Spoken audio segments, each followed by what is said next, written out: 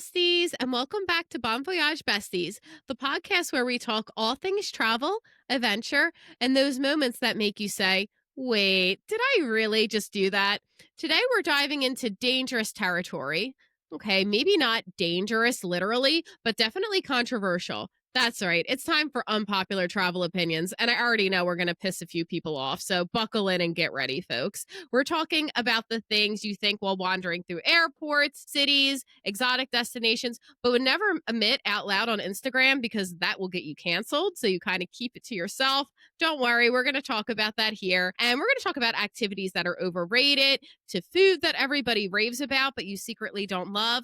And those tourist traps that maybe, just maybe, aren't all that special, or they could be a guilty pleasure. Maybe you have a tourist trap that everyone hates and you love it. So buckle up, besties, grab your passports and your judgment-free zones, because today we're spilling the tea and shaking up everything you thought you knew about traveling. So let's go. I am so excited for this, Rosa. I cannot even begin to tell you. I I'll try to love keep it upsetting the contained. masses. Canceled. Everybody's getting Whatever. canceled nowadays. You can come for me. Content creation's not my full-time job, so by all means, if you come for me, it's fine. I'm still getting a paycheck. Go ahead. Make my day. Let's just dive right in then. Has there been a place that you hated that everyone else has rave about? Man, so I don't know if it's just because I'm a big softie, but funnily enough, I'm one of those people who never really has hated a destination full blown. Like I've had plenty of destinations that people online have said are overrated and that they didn't like, but I've ended up loving. So usually with me, it's actually the reverse. How about you, Rosa? It's the one place that comes to mind for me. And same thing, I've never had, thankfully, an experience where I totally hated the destination or I just wanted to kind of pack my bags and go home. But I guess one of the places for me that comes to mind, I was super excited to go to Egypt. And that was one of the places that afterwards I was like, all right, been there, done that. Was there anything in particular? Because I've actually heard mixed things on Reddit and other social media sites about it. I think it was a combination of things. So this was a trip that we did during the month. I think it was in April. We went for Samantha's spring break. So we only had about a week. So it was also during Ramadan. So a lot of the things throughout the day were closed. So we were doing a lot of activities jam-packed in a short period of time. And because of the language, going to a different country, and this was our first time going to Africa, I decided to hire a tour company and they were great. The only thing is that everything was really cramped into small periods of time. So I felt like we were a little bit rushed. I was a little bit hot. So that contributed to feeling a little exhausted. And then one of the things that I personally didn't like about Egypt and some of the tourist area were people constantly trying to sell you something. And I mean, listen, I'm used to that. You're traveling to a new destination. People are trying to make money off of tourists, but it was a little too overwhelming to the point that I didn't even want to shop. I remember we went to the market and the bazaar and they were just too aggressive trying to sell you something that I just get turned off easily by that I ended up being disappointed and just didn't even buy anything. Yeah, I totally understand because anyone who knows me knows that I love to shop. I mean, I spend money every single day on things that I love. But also for me, if there is an aggressive salesperson, it does turn me off. And I could see where that would be very overwhelming, especially in a new destination. You're jet lagged, you're tired, you are getting used to a completely different culture. And just to have high pressure sales on top of it just seems like too much. I actually know at some different travel trade shows I've gone to, they'll try to sell products, whether they be tours or timeshares. And even though I'm in the United States, I'm in a familiar area, when people do that, it's just such a turnoff and I don't want to buy it. It's leave me alone. If I'm interested, I'll buy it. But if I'm not, go away. Exactly. I remember we went to the market and Samantha wanted to get a nice Egyptian wrap. So she just wanted one just for herself. I didn't want one. She only wanted one. And the salesperson was like, well, what about this color? If you buy 3, I'll give you a good deal. And we made it very clear from the beginning, hey, do you have something in this color? Just one. It's for her, plain and simple. And for 10-15 minutes, they just kept on showing us all of these other options. And Sam's just looking at me and I'm looking at her and I'm just you know what? At this point, I didn't even want to buy anything. And sure enough, we ended up walking away. And then we found someone else who was really, really nice. And again, I get it. People are trying to make money, especially during the tourist seasons and things like that. But it was just a little too overwhelming. And it's like, after I said no twice, like, please just like take the hint, walk away. Do not follow me to my God. vehicle, selling me a fake statue for €1. Like, leave me alone. Always wonder, and I wonder the same thing. Like, I was in Paris recently, and my friend and I, we finished up a tour out to Normandy. And when we got back, it was getting late. So the Eiffel Tower was all lit up, and there were a bunch of people pushing these toy Eiffel Towers on travelers. And they came up to us. But then when my friend started speaking French, they backed off a little bit. But I always wonder, is there a success rate with that? I never see them actually selling something. Like, what is the profit in even doing it? Because I mean, I don't know, but I've never seen them sell anything. I mean, I can tell you I didn't buy anything because I was so turned off. And same thing when we went to another place, like Michael was looking for some souvenirs to bring back home. So we're just like browsing and we were very specific of what we were looking for, but they kept on showing us all these other options. And we're like, yeah, no, but we want like, I think he was looking for like an elephant. I don't even remember what it was. And they're showing us all these other things. And I'm just like, you know what? It's hot. I'm just ready to go. I'm just going to go sit Mhm. by the pool. And don't get me wrong, we love sightseeing. A lot of the people that we encounter were wonderful, really, really sweet. But I just think when it comes to the sales portion of things, it was a little too aggressive and a bit of a turnoff. So I think, for like you said, from a sales technique, like you don't need to be that aggressive. I would have bought stuff if you didn't hassle me so much. Yeah, and that's true of me too. Like, you know me, I like to buy stuff. I buy stuff all the I like to time. spend money. So if you don't hassle me, there's probably like an 80% chance that I'm going to buy something, but if you hassle me, I'm going to leave. But yeah, it's so true. And again, like you said, it's not everyone. And some people are actually really good at haggling. I know there's some travelers who actually enjoy the back and forth of that, but it's just not my personality. I could see where it would get old really quickly. Yeah, and I love a good bargain. So like I'm fine negotiating. And again, sometimes I go into a shop expecting to buy one thing and there are different options. So like I appreciate that. And as far as that type of sales technique, just trying to show me different options. But if I'm being very specific or if I already said no, I only want one, don't try to convince me otherwise because I'll just walk away. Yeah, yeah, that sounds about right. That sounds about right. So, like we mentioned, how there's like different travelers who would maybe enjoy that, and like everybody's kind of different. But do you think there are any travel rules out there that may be popular on social media that are actually totally made up and shouldn't even exist? Oh, that's a good one. Prepared, but I'm like, oh man. Travel rule. Let's see.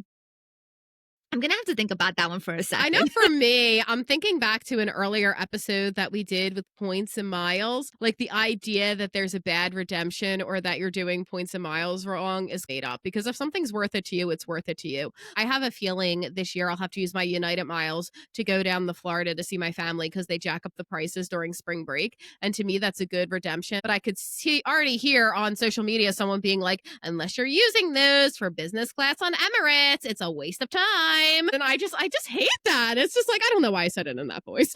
But yeah, you come across that a lot with the miles and the points. And it's like, unless you're flying first class in like Emirates getting served champagne and caviar, it's a waste of your miles. And it's like, no, I'm using them however I want. It's my money, it's my points, mind your business. I mean, I do kind of agree with you with that one too, because I know when I first started getting into like the points and miles, I felt like such a failure because I'm like, why am I not redeeming my points and miles to sit like first class to travel to Europe?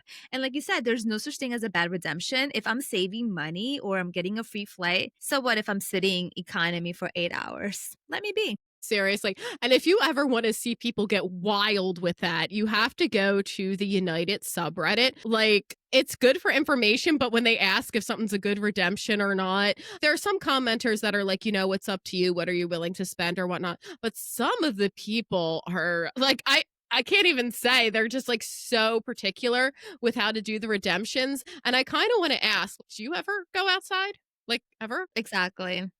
These are probably people that being cyber bullies from the comfort of their couch and never left their home or have a passport. Could you imagine if that's your like hobby is trolling the United subreddit all day? Like, I'm gonna have to go look. Now I'm intrigued. time for that. Oh my God, the United subreddit. And then, too, you have all these like really privileged, obnoxious people with status. Now, I'm not saying everyone with status just a douche, just putting that out there. I would love to be global services myself, no shame. But you have a certain segment of the posters who are just like, they're entitled to every little thing and they're so mean. And all I can think is like, I feel sorry for the flight attendants who have to put up with you. Although a lot of commenters do call them out, but it is like really interesting to watch the back and forth. I'm gonna join just so I can like cyber stalk these people and be like, what is going on, my United people? But yeah, the United subreddit. I'm sure Delta's the same too. I know you said you were flying Delta. I feel like all those airline subreddits, and then too, Hyatt's subreddit, it's the same thing. Like they were all complaining about how too many people have status. And I'm like, who is trolling the Hyatt subreddit? Like who has the Gosh, some time? people have Who way has too much the time. time? I don't Although know. I have to say, I went to Houston a few weeks ago and I was traveling with my friend Vanessa, and I had gotten upgraded to Delta first class. And she was like a Delta Comfort. So it's so funny because I'm sitting in first class and she's passing by, and I'm like, look at you in economy. We went to San Juan in Puerto Rico like that night. Remember, I got upgraded and changed the Yeah. line and was sitting in first class. It is so nice when it happens. I won't lie. I do love a first class ticket. And like, if that's important to you and you want to redeem your miles that way, like go for it. Again, there's no such thing as a bad redemption, but what's like an important redemption to you may be different for someone else. And I do think there's a lot of judgment in the travel space about that. And I kind of think content creators can do less when it comes to that. Like, let people enjoy their redemptions. I agree. And that brings me to like my next question. As far as content creator, I know I am guilty myself of always visiting those destinations and like super popular Insta-worthy spots. So do you think social media has ruined some of the travel experiences or places? I'm going to speak for myself a little bit because I feel like I'm just coming after other people. I do know I'm We going do to get not want canceled. to get canceled. Not today.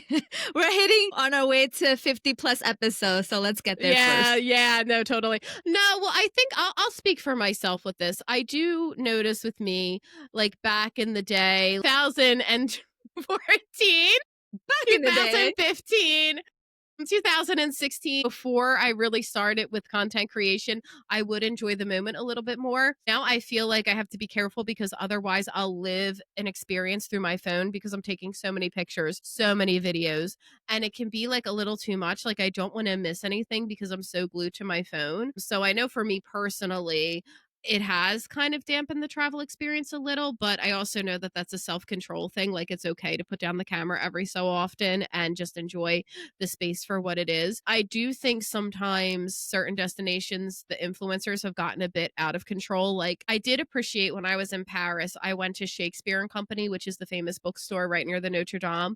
They do have a sign out front that you have to keep your phone away and there's a line to get in. And I do think that they call people out if they have the phone out and they're just like doing like pictures and whatnot. And I actually really, really enjoyed it. I found I could focus on the books and enjoy the experience of being in the store by there being a phone ban. And honestly, if more places put that in place, I won't be angry about it because it did make a big difference. I agree. Remember going to Rome for the first time. I think it was probably 2016. So of course you want to hit up all of the popular spots. And I remember visiting the Trevi Fountain, and everyone's there taking a few pictures, the typical tossing the coins in the fountain and just like enjoying it.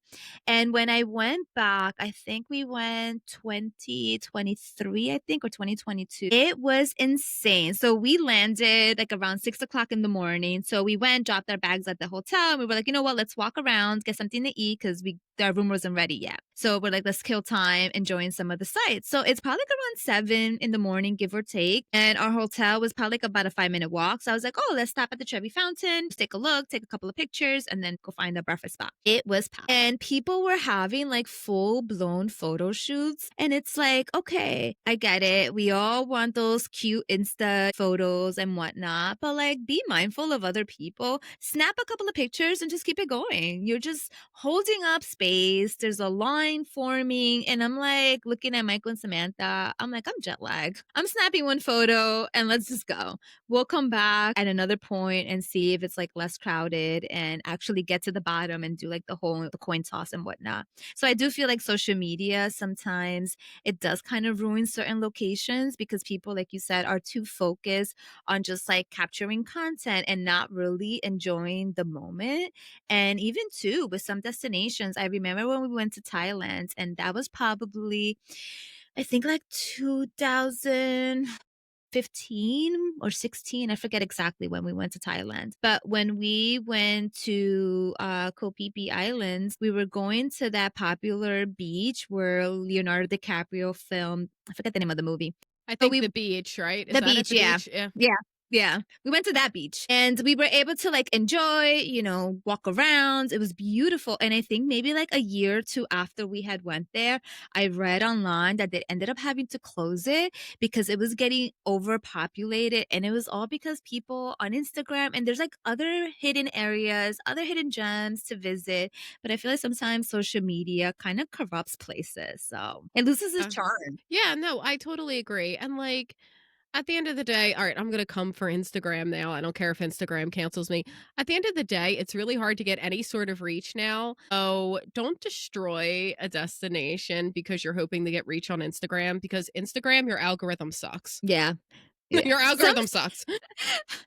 It's like some places it's better to kind of keep hidden. I know Michael and I, we went to Schroon Lake and we did like a boat tour. And the gentleman that was our captain on the boat, we were chit chatting and he knew I was there doing a partnership with the hotel. So we're talking and we're talking about like different destinations. And he's telling us like he's from Maine. So he's telling us about this specific location. He's like, listen, I'm going to tell you about it. Promise me you're not going to post about it. And I was like, all right, deal. And sure enough, he gave me information on like this beautiful beach town in Maine. And I told Michael, I was like, you see, like some places, like it loses its charm because now people are just going just to go capture the same content that you're going to see on social media and all the same platforms and all that fun stuff. And you're not really enjoying the destination. So I kind of like that he wanted me to keep that hidden in my back pocket.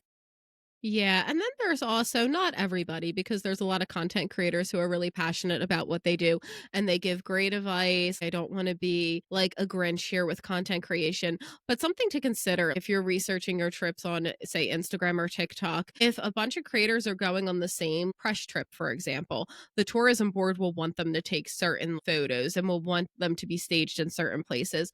So you have to consider like, is this the experience that I'm looking for? Because every traveler is different and you don't want to be wasting your time going somewhere just because everyone else is going there when you're not particularly enthused about it because you're spending a lot of money. So make sure that you're putting yourself first. Yeah, I agree with that. And that kind of happened to me with Japan, surprisingly. So prior to going to Japan, we were going to go for 2 weeks and I had encountered a couple of people that they had been there. And I was like, oh, well, what's some of your favorite places aside, obviously, from like Tokyo? So everyone raved about Kyoto, which I personally, I loved it. So what we did, we spent about a week in Tokyo. Then we spent, I think, about 4 days in Kyoto and maybe like 2 days that we designated towards Osaka. And I kind of just went based on photos that I was seeing, like all those cute Insta worthy like photo spots that were in Kyoto. And I was so upset because we actually really enjoy Osaka over Kyoto. And we didn't really get to explore there. And I made that decision just based on other people's opinion and just seeing what looked pretty on Instagram. So now I'm like, no, I need to like do a real search of the destination beyond those cute Insta photos. hmm Yeah, and it's so true. And I think we talked about this on our episode with Amy. Like, it's kind of nice to go in with no expectations because you never know when a destination is going to surprise you. So, actually, for me, Athens is an example. I like kind of heard mixed things about Athens. I wasn't sure if I would like love it or not. But then, like, when I went there, I absolutely had the best time. I would go back. I enjoyed all the little wine bars, all the history. I could have easily spent more time there. The islands are beautiful as well, but I definitely want to go back to Athens now and see more because I thought it was a great city. And there's an example of where I went in with no expectations. So I think, important to do that. I agree. Because you never know what's gonna tickle your pickle. Guys, I'm sorry. It's been a long work week and it's It's only Wednesday. gosh, guys, we must love you to be recording this today. That's all I'm going to say. I had a long day. I had a very long day, but I'm here to shit all over Instagram, so it's fine. Exactly. I'm fine doing that. This is an unpopular travel opinion episode after all, so of You course creators don't like we gotta Instagram. They're keep it probably loving spicy. this. They're probably loving this. They're probably like, yeah, I hate Instagram too. So now, is there like a travel trend that you secretly ignore or just dislike altogether? A travel trend. Oh my God, this is going to set some people off. When there's okay, so everyone knows my career. I'm in education. I'm limited to when I can travel. When a content creator, when their main advice is, oh, travel during shoulder season, you have to do that. I immediately ignore them because I figure if you can't help everybody, you're not that good at your job. Sorry. I can totally sorry, if you can't help me, Like, you're not that good at your job. You're not that good at your job. So my friend said this in Crete. We were talking about we had a brilliant time in Crete, but it was like high season. It was in the middle of July. Things were a little more expensive, but we had an amazing time. And we had this ongoing conversation about how summers are for the Mediterranean. And he's not a content creator or anything. But even he mentioned that when he was planning like the trip, he's like, yeah, I read all the stuff about how like if you travel in the summer, you're doing it wrong and it's overrated. And he put it, people need to chill out with that. And that's someone outside the industry. So I'm just saying, shoulder season, if you could do it, great. But I don't know. Be more inclusive with your advice. That's mine. Cancel. make summer travel a thing, please. Canceled. My Canceled. gosh. No, but like, I mean, if you can do it, great. Like, that's awesome. More power to you. And like, I understand why people recommend it. It is more financially feasible. Maybe the weather is a little bit more cooperative. There are a lot of really good reasons to it. And I totally understand why people would recommend it. But when that's your main point of advice, you're cutting out families with kids who may not want to pull their kids out of school. You're cutting out college professors. You're cutting out students. You're cutting out teachers. And it's like that's a big segment of the population that wants to travel. But if you're basically saying, oh, well, if you travel this time of year, you're doing it wrong and you're a bad traveler, like get out with that. Like just like go away. Follow. Follow. Oh, I've muted and blocked people on threads for that. I love this. My block list, I think is like 500 people now. The spicy side of Rachel. Rachel after hours. I'm sorry, guys. I'm sorry. And I sound like a jerk. I'm sorry. I wish I could travel in the fall. I wish I could travel in the spring. But like, don't make that your first piece of advice because then I feel excluded and left out. So lead in with something else. How about you? Enough about me. Let me see. I don't know. I guess I would say, well, they say don't knock it till you try it. And I've never been on a cruise, but honestly, like, I don't know if I get the hype. The idea for myself of being out in the open water for a prolonged period of time, like out in the ocean, and then being restricted, like to leave the port and you have to be back at a certain time, group activities. I don't know. It just doesn't.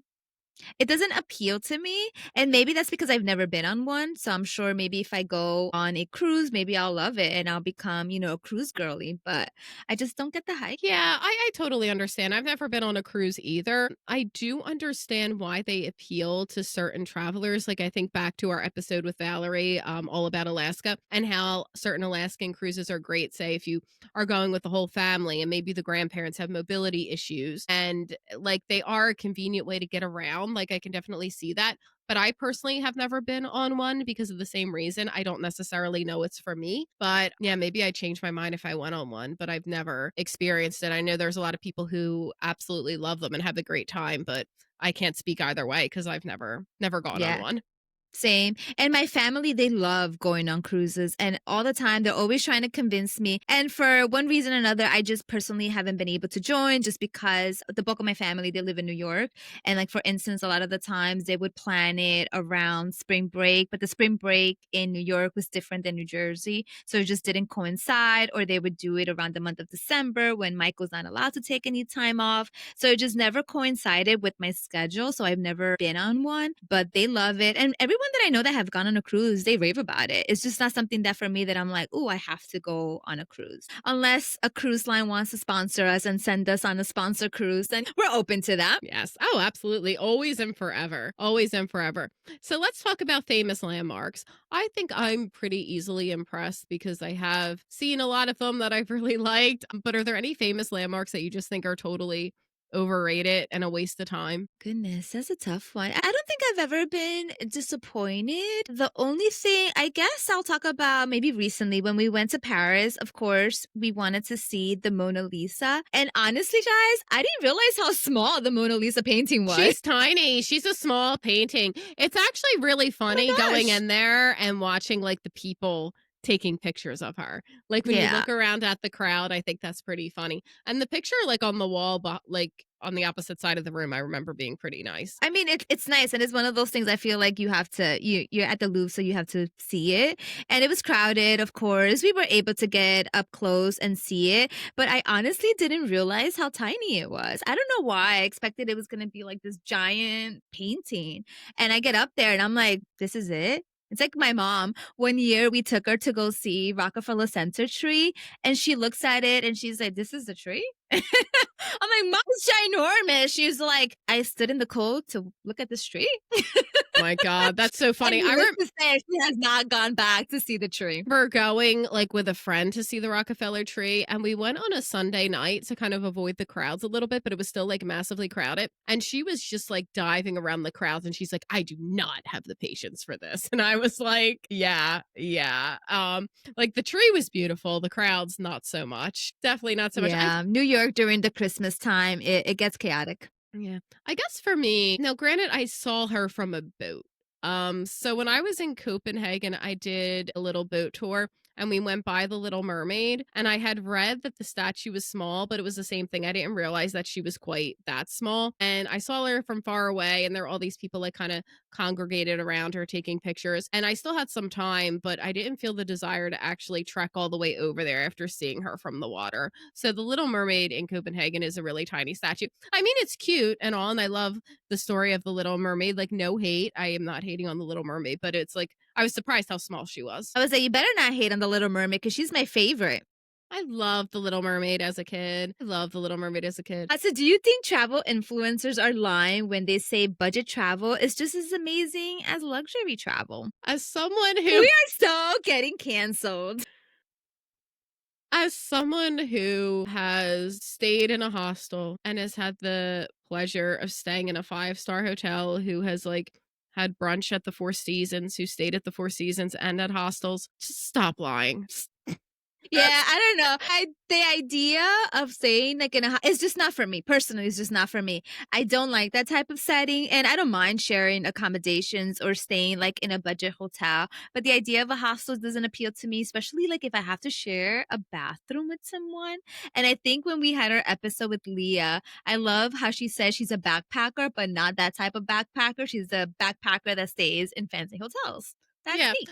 I mean, like, I loved my hostel experiences. They were great. I met so many amazing people. It was phenomenal. It's wonderful if you're solo and wanting to make friends. However, if you're trying to say it's the same as luxury travel, I really have nothing to say. No one is that Where is the stupid. lie?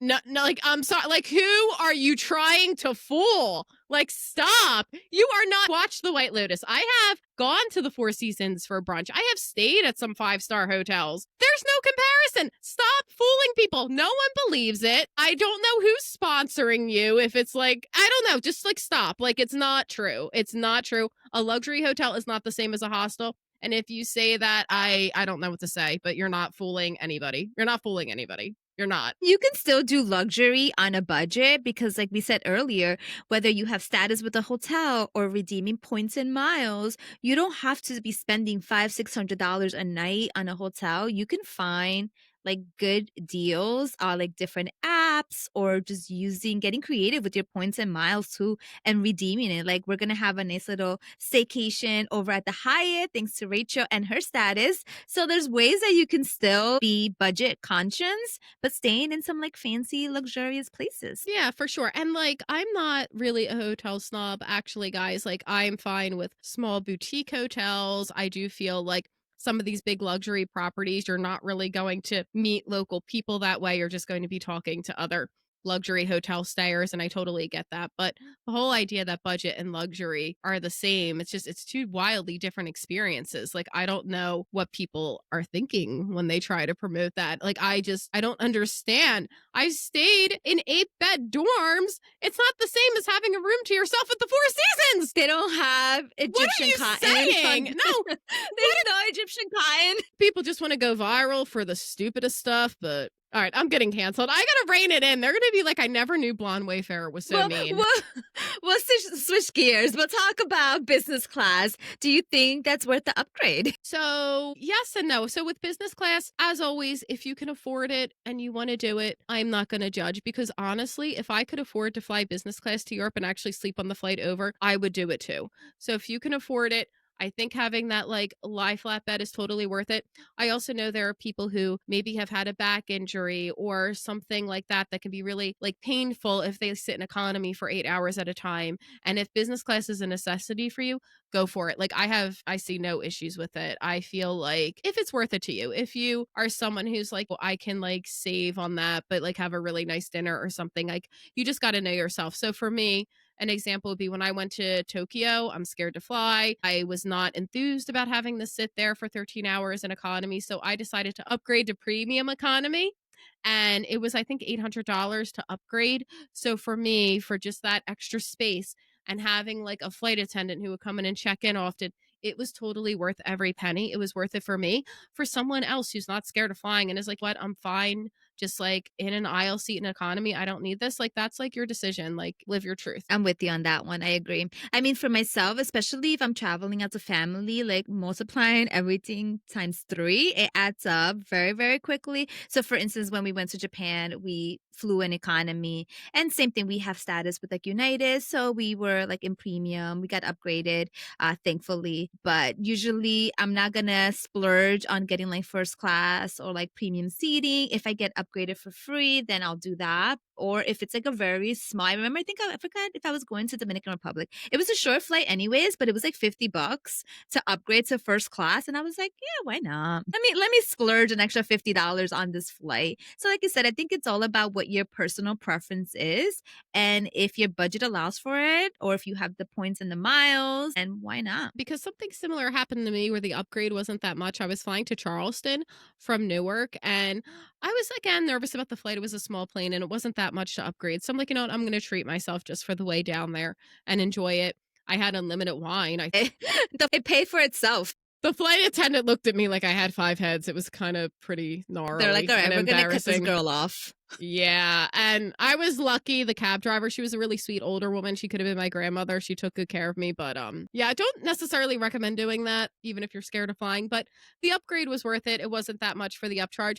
But again, with like this, just like live your truth. Where I get a little frustrated is when I see things, and sometimes it's tongue in cheek and it's not all that serious, but sometimes people are actually like judgmental of those who fly economy, and it's like, oh, I could never. Listen, most people don't fly business class all the time. Like That's why there's more seats in economy. most people don't travel like that. And like sometimes it comes off as snobby and it's like, honey, you're not that special. Like, I'm sorry. Like, that's not a flex. I could put all of that on my credit card too. It's not a flex. All right. So don't shame people. I do have to give one piece of advice though. It's make sure it doesn't apply just to like using points and miles or specific credit cards. Sign up for the airline rewards because a lot of airlines, and these are typically like free rewards, sign up for them. And if you have status with an airline, so for instance, I have status with Delta. So even if I book like a classic, what is it called? Like a main class, believe is what they call their ticket. But if I book that type of flight, I can request to be upgraded to comfort or to business first class, depending on availability. Same thing with United. I have status with them. And what a lot of airlines will do is that they'll do like a status match. So you would just submit proof that you have status within an airline, and sometimes they'll match you. So just sign up for these rewards because then at least then you can upgrade for a lower cost. They'll allow you to bid, or they'll give you like other preferential things like earlier boarding, free check bags, things like that. So do not sleep on signing up for these platforms with the different airlines. And again, if you have status with an airline, and you're flying with a different airline, then just check their website to see if they offer like a status match. Yeah, definitely take advantage of the programs out there if you can, because if you're gonna like pay for something, but if there's a way to not pay for it, you want to do that. Like, I mean, you'd rather spend your money on a cool gift or like something in your destination than giving it to the airline. So if you can find ways around paying full price, definitely take advantage of it. Exactly. I'd rather spend my money on food. So, Rachel, I already know how you feel about off season travel.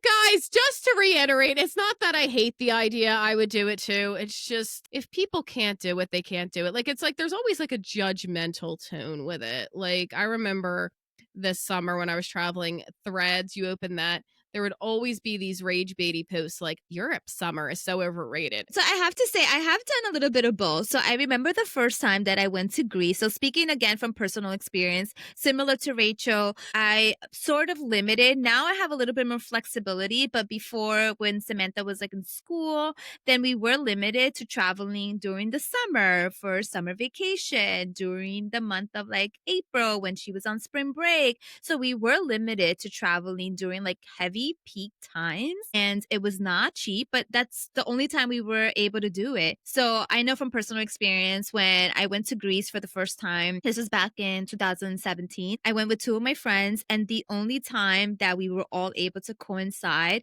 was towards like the middle and end of October. So this was the first time we were all going to Greece. We had never been. So we decided we wanted to do the typical Mykonos, Santorini, and Athens. So we arrive at Mykonos, and we already knew that we were going to be visiting during like off season. But when I tell you, it felt like a ghost town. So Mykonos is known for its liveliness, the beach clubs, and all that fun stuff. So when we got there, a lot of the restaurants had already closed for the season because they don't really get that many tourists, and even like locals, they kind of leave.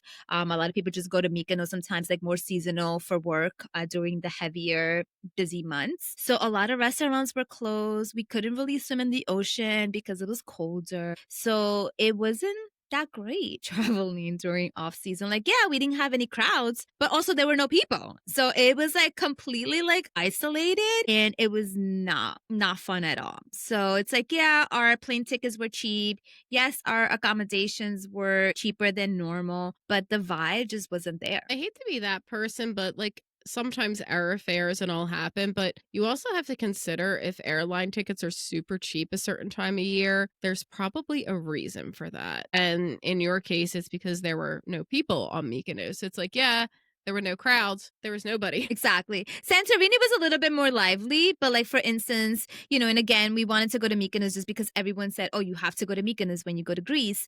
But also, we could have done without Mykonos, especially during the month of October, just because it was completely dead, and that's like a place that you want to go during the busier months. So like June, July, August, September, even like the first week of October, I think is still pretty lively. But once like middle of October, end of October happens, then it's kind of pointless because you're not really getting the full experience of what the island has to offer. Yeah, for sure. And I think really with me, like all of this, we talked earlier about social media trends and travel that we don't like. I think what bothers me, and one of the reasons why I'm so sassy, is I don't like it when people aggressively tell others what to do. I think social media is great for finding travel information. Yeah, like you have to also do your own research on top of it. But sometimes I think some content creators are so set in their opinions and they think any other way to travel is wrong. Like, for example, me, I wouldn't go on a cruise right now. Like at this point in my life, it's not something I want to do. But you have some content creators who like almost rage about it. And it's like, and it's not for anything to do with the environment, which I could understand, like climate change and fragile environments. It's just because they think it's the wrong way to travel. I would say that's probably like the trend that annoys me the most is travel shaming. And I think that's why sometimes, like again, with the whole shoulder season thing, I get upset because it comes off as very shamey. And I know there's like other ways that like people shame. Like, for example, if you're a solo traveler, maybe you're a little nervous, you opt to do a group tour. I remember when I was researching my solo trips, like back, in 2013, 2014, you would get people who would shame travelers who would take group trips saying, like, oh, that's not real travel. You could do it yourself. Who cares if they could do it themselves? Maybe they just feel more comfortable in a group. Who are you to judge and to tell them what to do? It's their money, not yours. Back off.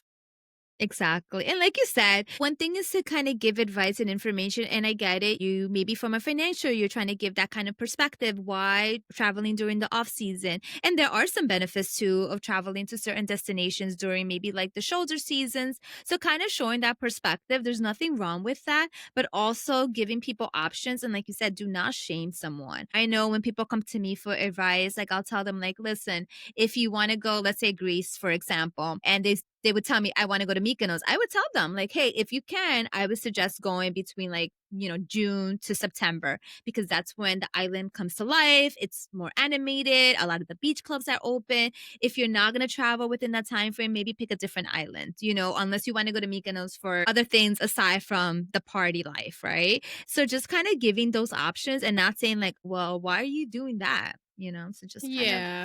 be a little bit more of a resource to your community and not just shaming. And travel is not one size fit all.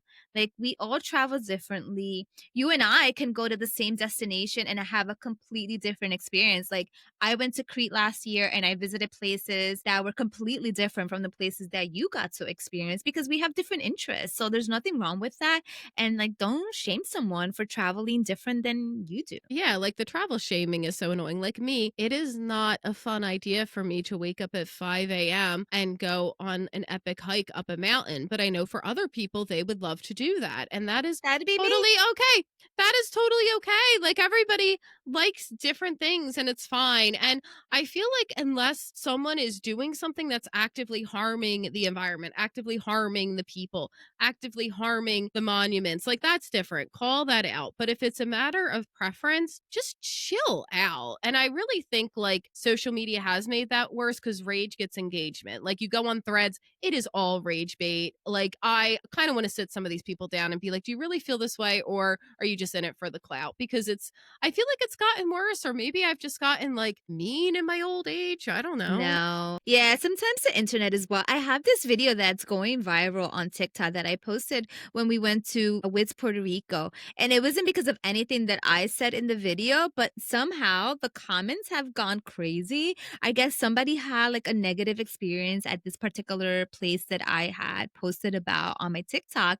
So everyone in the comments are just bashing this place. And I'm just like, oh my gosh, should I take the video down? But it made my video go viral after like 3 years. So I'm like, maybe I'll just leave it. I just ignore all that, especially if it's just like user number 652. Yeah, I'm like, it's like, dog, I don't know your name. I don't know your face. Why, exactly. If why you do I don't have a care? photo in your profile, but it's funny because they're not coming at me or saying anything about me. They're just talking about the place itself. So I think it was funny because at first I was like, maybe I should delete this because I don't want the place to think that I'm creating like this negative portrayal of their location. But I'm like, you Yeah. know what? They're not coming for me. So let this video go viral. And you can't control who comments. So yeah, guys, at the end of the day, I think what we're trying to say is just be nice to each other, when giving advice. And also like don't take it personally when someone has a different opinion. Like I personally like really like Paris. Like that's a destination that can get a little backlash on social media for being like overrated, for being dirty, all these things. Like you can easily find it. And I actually posted recently asking for like advice for things to do in Paris because I had been a couple times, if there was anything else people could recommend. And one of the comments was like, oh, leave Paris. That's my advice. And I'm just like, how about you go outside, have a lemonade, sit outside with a book, turn the phone off and relax because you're not funny, you're not cute, you're annoying. And I personally would never discourage someone not to go somewhere or do something just because I personally didn't like, unless it's like I had a horrific experience or I fear for my safety or something along those lines. But even like when I went to Egypt, I remember my friends talking to me about it. And I just told them, I was like, well, this was my experience. However, if the opportunity came up at some point in my life, yeah, I would probably go back, but not because I'm like, oh my God, I have to go back to experience, Egypt or other parts of Egypt. So again, everyone has a different experience. We all have different preferences. So I would never discourage someone. I do tell people my honest opinion of things that I liked and didn't like. And you make your own informed decision whether or not that's a destination that you want to visit or not. Yeah, or if it's a travel style you want to have or not. Like people who know me know that I've done a lot of solo trips. I like traveling solo. I travel a lot more with friends and family now than I night, but I still travel solo sometimes. And I've had people say to me, like, that's great, but I really want to travel with a friend, or I really want to travel with a partner, or solo travel doesn't appeal to me. I don't go on this rampage trying to change their mind. Maybe it's just not for them, and that's fine. We can all have different opinions. It's really okay, especially with this kind of stuff. Like traveling solo versus not, it's really not that serious. All It's right, so not it's I was like, maybe we'll stop bashing the internet and we'll have some fun. Maybe we'll switch gears. We went from unpopular travel opinions to we hate the internet. yeah, I'm sorry guys. It's been a day. It's All been right, a day. let's jump into some fun rapid fire questions. Yes. Let's do it. All right, Rachel. Ooh, this was a hard one. Rachel, would Yes. you rather never visit Paris again or never visiting New York? Why did you give me this? The What moment the of truth. hell, man? That's a tough one. That is a tough one. God, I don't. Oh my God, I don't know. Never visiting Paris again or never visiting New York? I mean, I guess for myself, I would say probably never visiting Paris again, only because New York is so accessible I was versus gonna say. Paris. I have to jump on a plane, pay I for a was gonna. hotel. I was gonna say the same thing. Like New York City's really close, so I'd probably have to say goodbye to Paris because it is further. I'm gonna have a nightmare now. Oh, do you know I have nightmares about this stuff? I'll dream that like I'm going to Paris or even New York, and I'll get there and I'll just have like no time and I can't get to where I need to go. And it's that weird thing where you're slowing down in your dream and you can't walk or anything and nothing gets done. No. I've had Yeah. nightmares about this stuff for Well, I'll real. check I'll check on you tomorrow. Yeah, hopefully I'm still okay by tomorrow. We'll see. I'm sure some of you guys are thinking Rachel is not doing well. All right, how about this one? This is amazing and it has to do with your tummy. Would you rather eat only airline food for a week or street food from anywhere with no research? I don't know because I'm very weird when it comes to airplane food. Like, if it looks weird or if it's just like chicken, I'm always like afraid. So, but then again, it's like random street food. But I've had to, like, when we went to Thailand, when I tell you the street food in Thailand and zero research, just as, walking in the market and I'm like, oh, this looks good. So I guess I'll be adventurous. And I think if I'm going to get sick, I'd rather it be from experimenting with street food than the airplane food. 100%. I'm going with street food because at least with street food, it doesn't count as research if you notice there's a long line out front because it means it's good. Airplane food for a week, you know what that would do to your blood pressure? Think of the sodium content That in that. too. That is Yeah. nasty. And it's gross. Like, I'm sorry. The airplane food, there's been times where I haven't even eaten it. Like, I'm a nervous wreck anyway on planes, but I'll just kind of like poke at it with my fork. I'm going with street food. Hell with the Yeah. airplane food. That stuff's nasty. It's Oh. Would you rather deal with a crying baby on a 12-hour flight or sit next to someone who refuses to wear deodorant? baby, 1,000%. If you stink, I don't want to be near you. I That don't care. happened to me. No. And I'm very sensitive to smell. And the person next to me did not have deodorant. And like they were significantly taller. So like their armpit was legit like on my freaking face. And thankfully, the flight, I forget where we were coming from. And the flight wasn't that busy. So like their friends were sitting somewhere else. And the flight attendant was like, oh, yeah, we have a seat up front if you want to like change. I was like, oh my God, thank God. I thought I was going to die. I was like looking at Michael and Samantha. I was like, I'm not going to make it, guys. I am going to be throwing up like in 10 seconds. I'm like texting them because we hadn't even like left. We were still at the gate and people were still boarding and I was dying. It's horrible. Yeah, no. I'm sorry. If you're not wearing deodorant on the plane or doing something to keep the BO at bay, don't fly. Like it Yeah, smells please. it's rank. And and with me, like I'm so like aware of it. Like before I go to Newark Airport, I get a shower, I put on deodorant, I'm clean. And then when I get like back to like the hotel or my apartment, I immediately take a shower when I get home because I feel like I have to watch like the airport funk off me. How you cannot, I don't I get know. it. Some people don't do deodorant. That's fine. But find other ways to not be smelly. Do something. Do something. Please. Like, yeah, I agree. I'll take that crying baby. Cry all you want, my friend. For As long as sure. you're not farting up a storm or Could you imagine if that was the question? Like being stuck on a plane with a fart or someone with bad BO? Yeah. It's What just do you like, you know what? do? Just throw me off the frigging plane at this point. I would be miserable. And then to go like on the opposite side of the spectrum, like I said, I know for myself, like I suffer from very like bad migraines.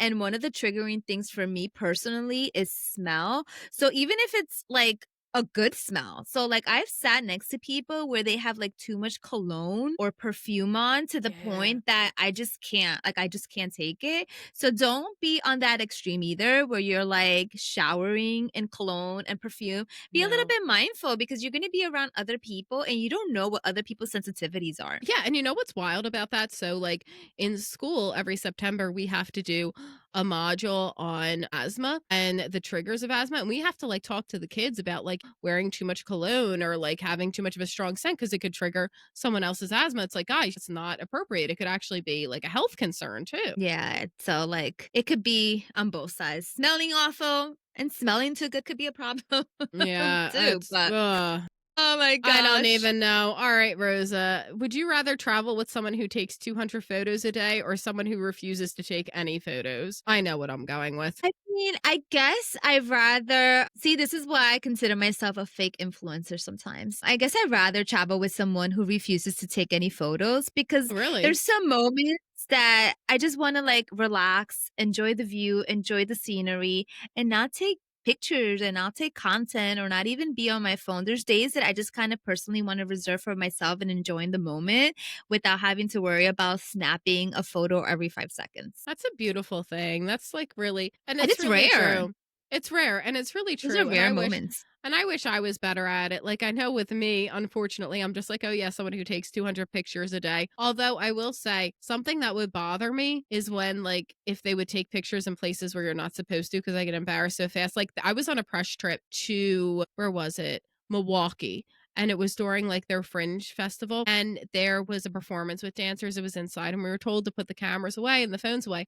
This guy would not stop taking pictures of the dancers. It was actually kind of creepy. And I was just like, how many times do they have to tell you to put that away? Like, I feel like I would be so mortified if I was traveling with someone like that. Yeah, that's a little intense. And don't get me wrong, again, I'm guilty myself when I travel or when I'm doing certain experiences of taking pictures, especially like if I'm creating content, but I'm not going to be like on my phone the whole entire time. Like, for instance, you and I, we went to the observatory recently, which was a ton of fun over at the summit. And we took pictures, we took our videos, but we also took time to actually enjoy the moment. And it wasn't just about content. I went to an event on Friday and it was beautiful. So I was there doing like a media and doing press because I was partnering with them. So of course I had to capture content, but there were like these two girls by me that the whole time, when I tell you the whole time, they were just taking photos of one another. And I'm just like, are you even like enjoying the scenery? Are you even like living in the moment and just like enjoying this beautiful like event? Like I get it, yes,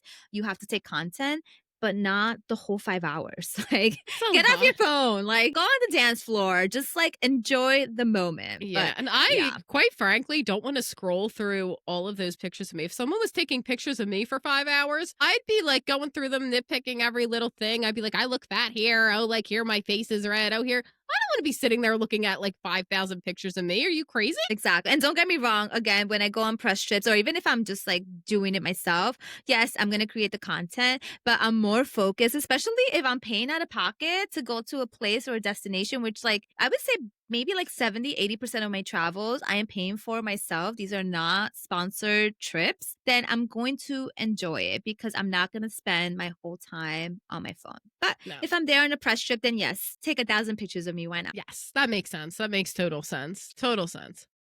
All right, this is a good one. Would you rather, I think I know what you're going to say. Would you rather lose your luggage for a week or lose your phone? You want to speak from personal experience?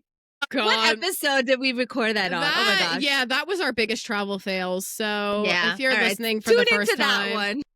I lost my phone in Crete. It was spectacular. I had to buy a new iPhone 16 Pro, but it was an accident. It's fine. It's a really funny story if you want to listen to it. Yeah. I'm gonna I go would with not want my lost luggage.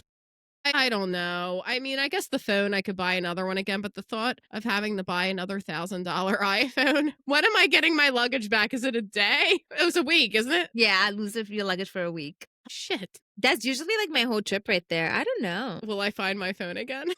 I'm petite, so for me to find clothes that actually, like, fit my body, especially if I'm going to Europe, like, I'm small. Like, I'm not even 5 foot, guys. I cannot find pants that will fit me. Like, I love the European style, but they're not meant for us short women. So, like, I'll buy a new phone, but I need my clothes. I mean, I guess if it's like I guess I'm buying the new phone because I'm thinking in my head, like, by the time I buy all those clothes, well, there's no way I'd spend $1,000 on clothes, would I? You just go to Zara, get some good deals. If that stuff fits me.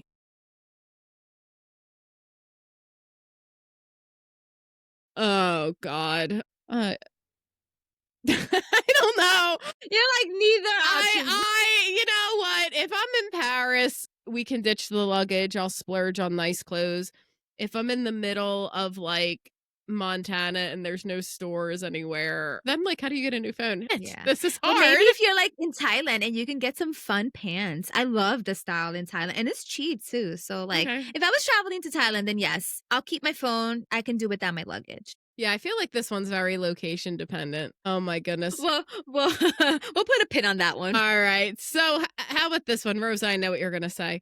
Would you rather stay at all inclusive resorts forever or only ever backpack in hostels forever? Just give me all the pina coladas, the buffet. Like, I'll just stick to the all-inclusive. I think at this stage in my life, I probably feel the same. I mean, if it's a private room in the hostel, maybe I could do that, but I feel like my 8-person dorm days are behind me and wearing flip flops to the bathroom. Yeah. I don't know, like, it depends for me because I can be such an introvert, and sometimes, like, I don't wanna be around people. Like, I Oh just my wanna be God. by myself. Just, like, leave me alone. Yeah, I am a big extrovert, but at the end of those hostel trips, I was exhausted. And when you're living with other people in close quarters like that, like honestly, nothing surprises me anymore. I've seen Yeah. everything. Like, And I get FOMO too. So, like, if people wanna go, like, party or, like, hang oh out, like, I don't God. wanna be that person who's like, "Oh, yeah, and I'm gonna be in my room." So, like, yeah, I think I'll stick to the all-inclusive. I feel like So your I liver could will just be thank you. I can just be hanging out. That actually happened to me when I was in, like, in Houston. I was, like, hanging out by the pool, and it was so freaking hot. I was like, "You know what? I'm just going to my room," where it was, Yeah. like, completely quiet. I just, like, hung out in my T-shirt, eating my barbecue food, watching Guy Fieri on the Food Network, and I had the time of my life all by myself. That sounds amazing. Yeah, I think now that I'm older, I would do the all inclusive just because like I do like my peace and quiet a bit more now. Whereas my hostel days, they were definitely fun. I think if I tried to recreate them now, well, you would have to send a search and rescue party probably. Like I'm actually kind of lucky I'm like still here and walking around. And I think people sometimes they hate on all inclusive, but I actually enjoy them. Like if you want a vacation where you don't have to really plan anything, you don't have to figure out like where you're gonna go to eat, what are you gonna do, like what activities. All inclusives are perfect because you just go to the destination, things right there, the restaurants are there, or like if it's like buffet style, whatever the case may be, they have like activities, things organized. You don't really have to think much. You just like pack your bag and go. So if you just want like a chill vacation, like an all-inclusive resort, it's gonna give you exactly that. Yeah, that's another thing. We've talked about cruises. I've actually never stayed at an all inclusive either. Oh, I love them. I love them. Like if I just want to do absolutely nothing and just like spend my time at the hotel, I've gone to a few in different countries. And like for instance, like Dominican Republic, inclusives are super popular for that specific reason because you don't have to worry. Like everything is within that resort. And now there are some all inclusive that are a little sketchy, so make sure you do your research. Not all inclusives are created equal. Yeah. So, if you are going to do an all inclusive and you're going to spend your time at the hotel, then that I would definitely splurge and stay somewhere nice. So do we have anything that we would like to like wrap it up with? Any parting words on unpopular opinions? I feel like we said a lot. I feel like I said too much. I feel like I I let it all out and I said too. I mean, again, travel is not one size fit all. Every destination has something to offer to every single traveler. So I think the main thing with this episode is just kind of giving you a different perspective from our opinion of things that we necessarily just didn't love. Yeah. And that's content creators bashing on My peak God. travel. Oh my god, I feel like I'm gonna get in so much trouble. Like, I guess my parting words would be if you're not enthused by the popular trends on social media or you're not enthused by like the popular places that year, like it's your money. Do what you want, spend it how you want. And again, as long as you're not like damaging monuments or like destroying the environment, if anyone has something to say about it, tell them to mind their own business because at the end of the day, it's your money, not theirs. And I kind of feel like the world could benefit from like not giving their opinions on literally everything. I agree with that. And like my biggest pet peeve when it comes to travel opinions is obtaining unsolicited opinion from people that don't even travel. So I it's hate like, this. Yes, I know. It's like, you've never been there. Who are you?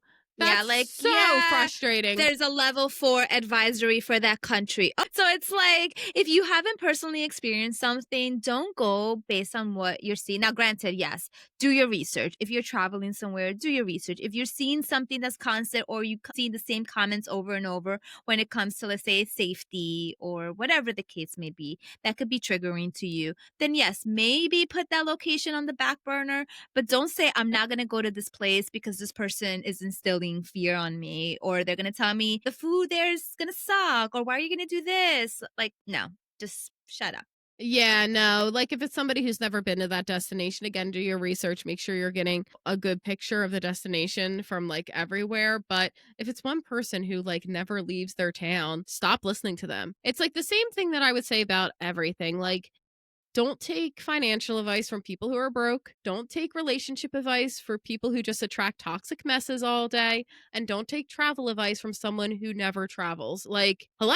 And with that, my friends, that is a wrap, besties. So thank you so much for hanging out with us today and listening to our very spicy travel hot takes. We hope we gave you a few laughs, maybe made you nod along the way in secret agreement to some of Rachel's rants, and definitely got you thinking about your own unpopular travel opinions. I would love to hear those from you, by the way.